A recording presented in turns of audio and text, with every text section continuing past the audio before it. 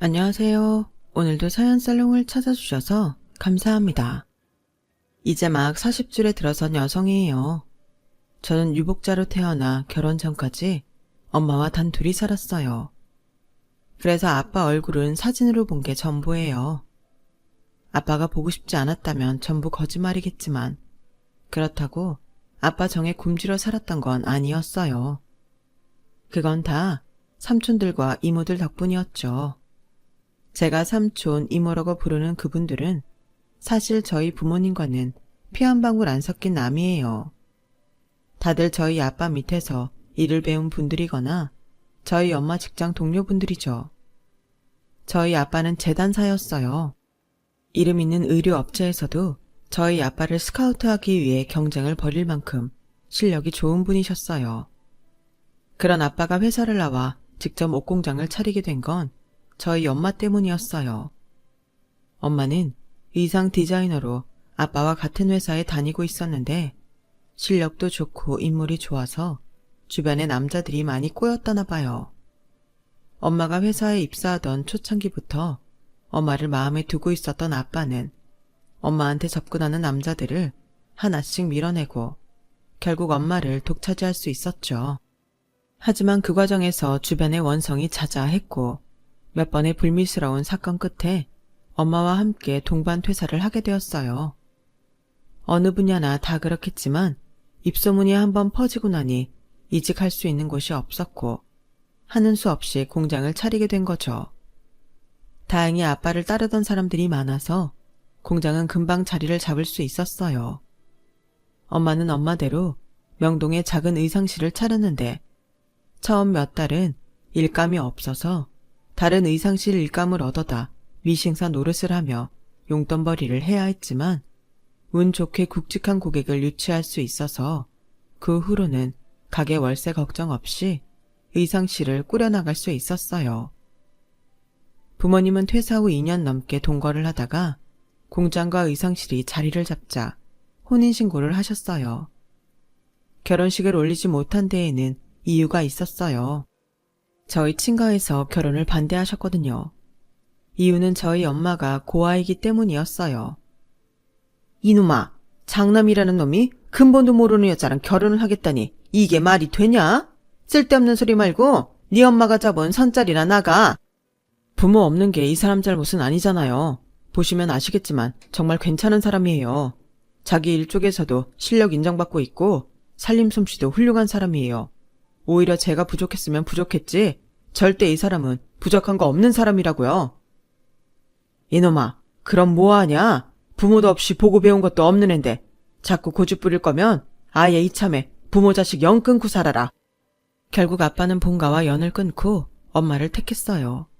엄마는 자신 때문에 남편이 부모 형제도 끊어냈는데 결혼식까지 올릴 수는 없다며 혼인신고만 하고 살자고 했고 아빠도 그런 엄마 뜻을 따라주었죠. 결혼 후에도 저희 부모님은 각자의 일을 이어가셨어요. 당시만 해도 해외 브랜드가 수입이 안 되던 때인데다 남대문을 중심으로 의류업이 성행했던 시기였기에 만리동에 있던 아빠 옷공장은 눈코 뜰 새 없이 바빴대요. 엄마는 엄마대로 맞춤 옷을 해입는 있는 집 사모님들 덕분에 의상실에서 밤을 새는 날이 많았고요. 그렇게 두 분 다 바쁘게 일하다 보니 좀처럼 아이가 생기지 않았고 결혼한 지 3년이 지나서야 저를 갖게 되셨어요.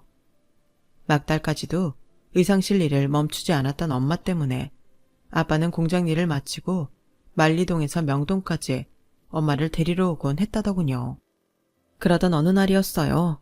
그날도 엄마는 의상실에서 잔업을 하며 아빠가 데리러 오기를 기다리고 있었는데 만리동에서 출발한다고 한 지 2시간이 넘었는데도 아빠가 오지 않더란 거예요. 그래서 의상실 문을 닫고 먼저 집으로 가려던 차에 전화가 걸려온 거죠. 아빠 밑에서 일하는 창수 삼촌이었어요. 형수, 큰일 났어요. 창호 형이 교통사고를 당해서 지금 병원에 있는데 많이 위험해요. 형수가 빨리 와보셔야 할 것 같아요. 엄마는 전화를 끊자마자 병원으로 달려갔고 비 흘린 채 병상에 누워있는 아빠를 보고는 그대로 기절을 해버렸어요. 정신을 차려보니 이미 아빠는 세상을 떠나신 뒤였고 장례식장에 빈소까지 마련된 후였대요. 혹여 안 사귄 엄마가 쓰러지지는 않을까 삼촌들과 이모들은 전전긍긍하며 엄마 대신 장례를 치러주었어요. 특히 저희 엄마한테 남편 잡아먹은 년이라고 소리치며 잔뜩 화가 나 있던 아빠 가족들한테서 엄마를 지켜내느라 엄청 고생들을 하셨죠. 아빠의 장례식이 끝난 지 이틀 뒤 엄마는 저를 낳으셨어요. 아빠 없는 집에서 이모들의 도움을 받아 산후조리를 한 엄마는 당신 처지가 서러워 그렇게 우셨다고 하더군요. 부모 복도 없는 년이 남편 복은 있겠냐고 신세한탄을 하며 울다가 잠들기를 반복했고 그럴 때마다 이모들이 엄마를 위로했다고 해요. 언니, 이제 언니 홀몸 아니야. 언니가 잘못되면 이 애는 어떡해? 언니처럼 부모 없는 자식 만들 거야? 언니가 당한 서름 언니 딸도 똑같이 받고 살게 할 거냐고. 그러니까 정신 바짝 차려. 살고 싶은 마음이 없더라도 자식에 대한 책임감으로도 살라고. 평소 엄마를 잘 따르던 시다 이모의 말에 엄마는 마음을 다잡을 수 있었어요. 그리고 눈앞에 놓인 일들을 하나하나 풀어나가기 시작했죠. 일단 아빠가 하시던 공장은 창수 삼촌한테 헐값에 넘기기로 했어요. 엄마가 가지고 있어도 당장 운영할 여력이 없었거든요. 창수 삼촌은 아빠 밑에서 오래 일했기 때문에 독립할 실력도 되고 거래처와도 아는 사이라서 공장을 운영하는 데 적임자였어요. 그리고 엄마가 운영하던 의상실은 엄마가 산후조리를 마칠 때까지 문을 닫기로 했어요. 엄마 없이는 운영이 안 되는 곳이라 어쩔 수 없었죠. 엄마의 산후조리는 가족이 없는 엄마를 위해 엄마의 의상실에서 일하는 시다 이모가 함께 지내며 도와주기로 했어요. 순식간에 찾아온 비극적인 사건으로 엄마는 졸지에 남편도 잃고 자식을 홀로 책임져야 하는 가장이 되었어요. 언젠가 엄마가 그러더군요. 세상에서 가장 무서운 게 뭔지 아니? 바로 자식이야. 내 마음대로 죽지도 못하게 하거든. 네 아빠 그렇게 보내고 따라주고 싶은 마음뿐이었는데 고사리 같은 손가락을 꼬물거리면서 젖달라고 우는 널 보니까 차마 죽을 수가 없더라. 나 아니면 당장 굶어 죽을 판인 널 두고 어떻게 모진 마음을 먹을 수가 있겠니? 날 살린 건 너야. 그러니 넌 내 생명의 은인이나 마찬가지지. 엄마는 툭하면 저한테 생명의 은인이라고 말하셨지만 그건 저한테도 마찬가지였어요. 엄마가 아니었다면 저는 지금까지 살아있지 못했을 테니까요. 3-7일이 지나자 엄마는 다시 의상실 문을 열었어요. 우리 모녀가 살기 위해서는 손 놓고 있을 수만은 없었으니까요. 아빠 공장을 팔기는 했지만 당장 수중에 돈이 없었던 창수 삼촌은 벌어서 천천히 갚겠다고 했던 터라 엄마가 일을 하지 않으면 당장 들어올 수입이 없었거든요. 엄마는 몸도 제대로 추스르지 못한 채 저를 데리고 의상실에 나가 일을 시작했어요. 지금처럼 일회용 기저귀가 흔한 시절도 아니었고 기저귀 값을 대기에 벅찬 실정이라서 엄마는 의상실에 있는 자투리천으로 제 기저귀를 만들어 채우셨다고 하더군요. 엄마가 바쁠 때면 엄마 밑에서 일하는 시다 이모가 저를 돌봐주셨고 그마저도 여의치 않으면 옆갑의 종업원 언니들이 저를 맡아주기도 했대요. 지금이야 명동이 외국인 관광객들이나 쇼핑을 하러 가는 곳이 되었지만 80년대만 해도 지금과는 다른 분위기였어요. 골목마다 맛집도 많고 옷가게며 양복점, 개인 의상실들도 꽤 많았거든요. 저는 중학교에 들어가기 전까지 명동 바닥을 놀이터 삼아 지내는 아이였어요. 지금은 사라져서 흔적도 찾을 수 없지만 당시의 명동엔 줄줄이 뷔페란 곳이 있었는데요. 지금 생각해보면 별것 아닌 음식들을 뷔페식으로 먹을 수 있는 가게였지만 그때는 어린 마음에 그렇게 거기에 가보고 싶더라고요. 그래서 엄마를 일주일 내내 졸라서 가보게 되었죠. 엄마랑 시다 이모랑 가게 앞에서 한참이나 줄을 서서 들어갔는데 이래서 이름이 줄줄이 뷔페인 건가 했었죠. 그 밖에도 명동에는 엄마와 저의 추억이 담긴 장소가 참 많아요. 특히 저희 엄마는 명동 교자에서 파는 칼국수를 특히 좋아하셔서 걸음마를 처음 시작하던 시절부터 저는 거기 단골이 되었죠. 소공동 순두부집이며 석어찌개집도 그렇고요. 비록 아빠 없이 엄마랑 단둘이 살긴 했지만 돌이켜보면 제 어린 시절이 그리 외롭지만은 않았던 것 같아요. 제 곁에는 든든한 엄마가 있었고 엄마가 자리를 비울 때는 이모들이, 아빠의 손이 필요할 때는 삼촌들이 아빠 역할을 해주셨거든요. 아쉬운 게 있다면 친척이 없다는 정도였어요. 저희 엄마는 고아여서 친척이 없고 아빠는 지방에 가족들이 있긴 했지만 부모님 반대를 무릅쓰고 고아인 저희 엄마랑 결혼을 하는 바람에 연을 끊고 살게 돼서 아빠 장례식 이후에 연락이 되는 친인척들은 없었어요. 정작 피를 나눈 사람들은 엄마와 저를 버렸지만 오히려 피도 안 섞인 사람들이 저희 모녀를 가족처럼 보살펴주고 있는 셈이었죠. 제가 대학에서 의상 디자인 전공을 하게 된 것도 주변 환경 탓인지도 모르겠어요.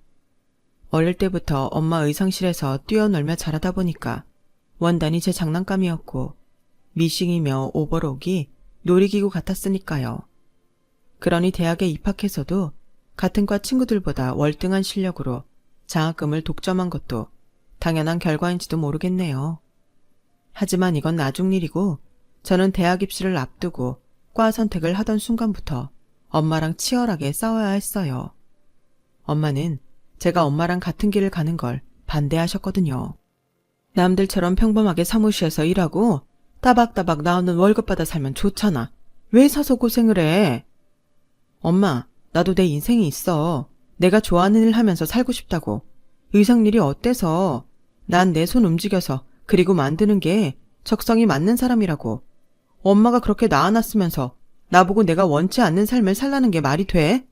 암튼 난 의상학과 아니면 대학 안 갈 거니까 엄마가 포기해. 몇 달을 그렇게 엄마랑 싸우는 바람에 결국 구원투수인 삼촌들과 이모들이 저희 집에 번갈아 찾아오게 되었어요. 때로는 엄마 말을 들으라며 저를 설득하는 분들도 있었고 왜 애 진로를 엄마 마음대로 결정하냐며 제 편을 들어주는 분들도 있었어요. 하지만 모녀의 싸움에 종지부를 찍은 건 삼촌들도 이모들도 아닌 바로 저희 아빠였어요. 수능 시험을 마치고 친구들과 제주도 여행을 떠나기로 해서 옷을 챙기려고 안방 옷장을 열었는데 장롱 깊숙한 곳에 들어있는 옷보따리를 발견하게 된 거예요. 보따리 속에는 어릴 때 제가 입던 코트랑 원피스가 들어있더라고요. 20년 가까이 된 지난 옷들인데도 원단도 상하지 않은 채 멀쩡하더라고요. 게다가 디자인도 요즘 옷에 뒤지지 않을 정도로 훌륭했어요. 유행은 돌고 돈다더니 그래서 그런 건가 했죠. 그러고 보니 어린 시절 저는 기성복이 아닌 맞춤 옷을 입고 자랐다는 게 생각났어요. 학교에서도 저랑 같은 옷을 입은 친구는 단 한 명도 없었거든요. 그중에 양면 코트는 제가 정말 좋아했던 옷인데 하도 입고 다녀서 소매 부분이 닳아서 몇 번이나 덧대 입을 정도였죠. 제가 그렇게 그 코트를 좋아했던 이유는 바로 저희 아빠가 만들어주신 옷이기 때문이었어요. 제가 태어나기도 전에 아빠는 공장에서 남든 자투리 천을 이용해 취미 삼아 제 옷들을 만들곤 하셨는데 어른 옷만 만들던 분이라 사이즈를 너무 크게 잡아서 국민학생한테나 맞을 법한 옷들이 탄생하고 말았던 거예요. 엄마는 그 옷들을 보며 잔소리를 하곤 하셨고요.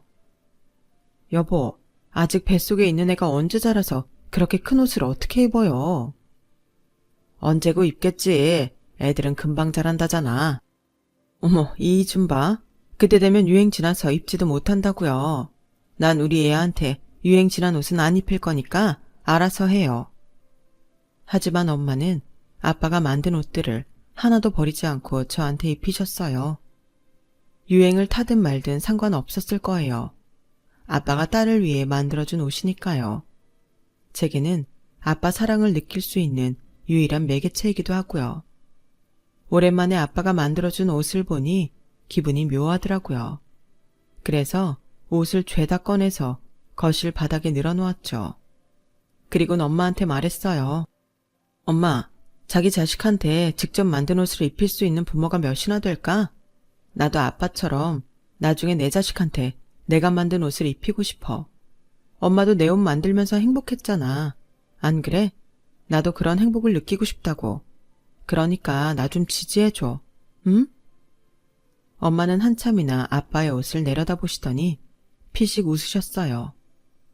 네 마음대로 해라. 내가 누굴 말리겠니? 네 아빠도 그렇게 내가 말리는데도 이 옷들을 다 만들어 놓고 갔잖니. 덕분에 네가 아빠 옷 입고 국민학교 입학식도 가고 생일 파티도 했고 말이야. 그렇게 하고 싶은 거 해봐. 대신 나중에 왜 안 말렸냐고 후회도 난 모른다. 그렇게 저는 의상학과에 진학할 수 있었고 졸업 후에 의류업체에 취직을 하게 되었어요.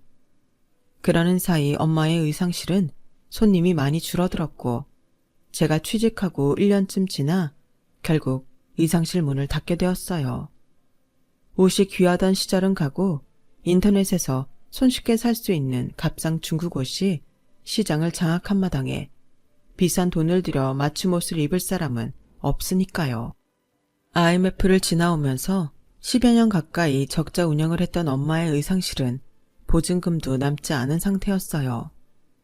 엄마는 당신의 청춘을 함께했던 낡은 미신과 오버록은 차마 버릴 수 없어서 운반비를 들여 저희 집 베란다에 가져다 두었어요. 그걸 뭐하러 들고 와? 그냥 버리지. 기집애야, 이걸 어떻게 버려? 지금까지 우리 식구 먹고 살게 해준 게 얘들이다. 사람이 의리가 있어야지.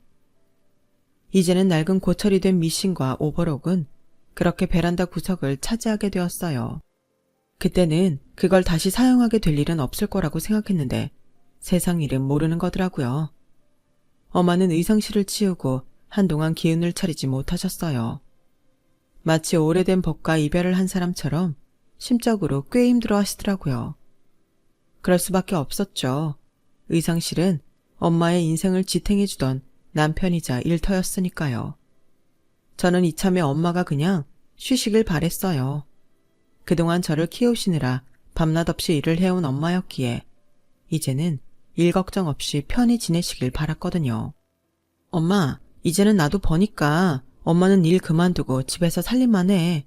이제부터는 내가 엄마 먹여 살릴 테니까. 됐다. 사지 멀쩡한데 내가 왜 놀아? 그리고 자식이 벌어오는 돈 받고 살면 내 마음이 편하겠니? 나 아직 오라는 데 많아. 그러니까 넌 열심히 모아서 결혼 자금이나 만들어. 그게 엄마 돕는 거야. 결국 엄마는 제 반대에도 불구하고 몇 달 뒤 일을 시작하셨어요. 말로는 오라는 데가 많다고 큰 소리를 치셨지만 연세도 있으신 엄마를 불러주는 곳은 없었어요. 시다 이모 소개로 들어간 옷 공장이 고작이었죠. 공장 나간다고? 거기서 엄마가 뭘 하는데? 디자이너로 일하기엔 엄마 나이가 많잖아. 디자이너는 무슨 미싱 일 하려고. 요즘은 옷도 대부분 중국에서 수입을 해서 옷 공장도 별로 없더라고. 그래도 미싱은 또 내가 자신 있잖니. 힘들어서 어떻게 하려고. 허리도 안 좋은 사람이 하루 종일 미싱 앞에서 어떻게 버텨? 엄마, 그러지 말고 그냥 살림이나 해. 내가 엄마 못 먹여 살리겠어? 됐어 기집애야. 네가 번 돈은 네가 써. 난 내가 벌어서 내가 쓸 테니까. 그리고 쉬엄쉬엄 하면 돼. 네 학자금 대출도 다 갚아서 돈 나갈 일도 없는데 미쳤다고 내가 하루 종일 미싱 앞에서 일하겠니?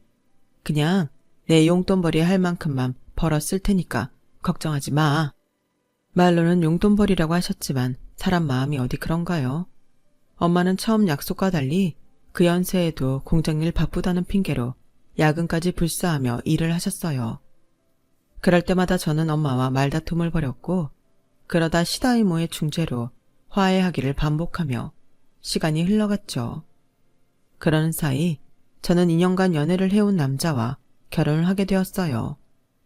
제가 결혼을 한다는 소식에 삼촌들과 이모들은 앞다퉈 달려오셨죠. 한동안 연락이 뜸했던 창수 삼촌도 누구한테 들었는지 저희 집으로 찾아오셨더라고요. 형수님, 다른 건 몰라도 가은이는 제가 식장에 데리고 들어가겠습니다. 명색이 삼촌인데 그 정도는 해야죠. 그리고 이거 얼마 안 되지만 혼수 준비하는데 써주세요. 아니, 무슨 돈을 이렇게나 줘요? 됐어요. 그냥 마음만 받을게. 아니에요, 형수님. 창호형 공장 물려받아서 저희 식구들 먹고 살았지 않습니까? 이 정도는 해야 저도 마음이 놓여요.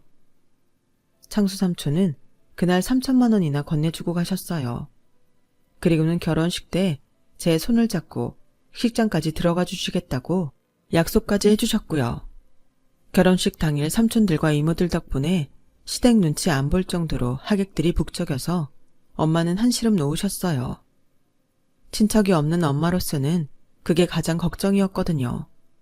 안 그래도 상견례 때 엄마랑 단 둘이 나가서 시댁의 눈치가 좀 보였거든요. 신랑 측은 워낙 대가족인데다 친척들도 많아서 상대적으로 비교가 됐으니까요. 그런데 그거 아시죠? 가지 많은 나무에 바람 잘 날 없다고 저희 시댁이 딱 그랬어요. 5남매 중 셋째인 남편은 위로 형이 둘, 아래로 여동생 둘이 있는데 제 남편이랑 둘째 형, 넷째인 여동생을 빼고 둘은 집안에서 골칫거리로 유명했어요. 변변한 직장도 없고 툭 하면 사고를 쳐서 돈 물어주는 일이 다반사였거든요. 아니나 다를까 저희가 결혼하고 2년도 안 돼서 첫째 아주버님이 사고를 치신 거예요. 투자자를 모아서 회사를 차린다고 하더니 사기꾼한테 속아서 아버님 앞으로 대출받은 돈도 날리고 자신이 끌어들인 사람들한테 피해까지 입히고 만 거죠. 그 바람에 아버님은 회사를 그만두고 퇴직금으로 아들이 사고친 돈을 갚게 되었어요. 당장 아버님이 일을 그만두시면 생활은 어떻게 해? 설마 자식들한테 생활비 내라고 하시지는 않겠지? 왜? 당신 보고 돈 내라고 할까봐 걱정돼? 그런 거라면 걱정 마. 우리 부모님 아직 그 정도 능력은 되시니까. 아무렴 미식리라는 장모님처럼 능력이 없을까? 뭐? 당신 무슨 말이 그래? 우리 엄마가 뭐가 어때서? 말이 낫으니 말이지. 그 나이 먹고 남의 공장에서 미싱 돌린다는 게 말이 되냐? 시골에서 올라온 쌍팔년도 공순이도 아니고 당신도 당신 엄마 하는 일 창피하지 않아? 그동안 남편이 겉으로 드러내지 않아서 몰랐는데 속으로는 저희 엄마 직업을 무시하고 있었더라고요. 미싱 돌리는 게 뭐가 어때서? 우리 엄마 수십 년간 명동에서 의상실하면서 디자이너로 살아오셨어. 그런 사람이 자존심도 내려놓고 옷 공장에 들어가서 미싱 앞에 하는 거 쉬운 일 아니야. 그런데도 우리 엄마는 했어. 왠지 알아? 아직은 당신 손으로 벌어서 먹고 살 수 있다는 스스로에 대한 믿음 때문이야. 당신 부모님은 어떤데? 당장이라도 아파트 경비 일이라도 나가실 자신 있으시대? 자식들한테 손 벌릴지언정 창피해서 그런 일은 못 하신다지? 이게 차이야. 자신에 대해 믿음이 있는 사람과 그렇지 못한 사람의 차이라고. 직업에 귀천이 어딨어? 어떤 일을 하든 자기 자신의 마음가짐이 귀하고 천한 차이를 만드는 거지. 우리 엄마 직업까지 비하해놓고 설마 나보고 자기 부모님 생활비 내라는 말은 안 하리라 믿어. 그날 싸움으로 남편과 저는 한동안 냉전 상태로 지냈어요. 남편도 자기가 한 말이 있어서 그런지 자기 부모님 생활비 얘기는 꺼내지 않더군요. 아버님은 그때 일을 그만두신 이후로 일은 안 하고 계시지만 시댁 살림은 그다지 어려워 보이지 않았어요. 그래서 별 관심을 두지 않았어요. 그렇게 몇 년이 흐른 뒤에 저는 그동안 몰랐던 시댁 생활비의 내막을 알게 되었어요. 시작은 둘째 형님한테 걸려온 한 통의 전화였어요. 동서한테 이런 말 하긴 뭐하지만 이 집구석 인간들 제정신이 아니야. 큰아주버님이랑 막내돌이님 뿐만 아니라 나머지 자식들도 다 똑같다고. 나 더는 이러고 안 살려고. 이젠 아주 이 집 인간들이라면 진저리 치기 싫어. 이혼할 거야.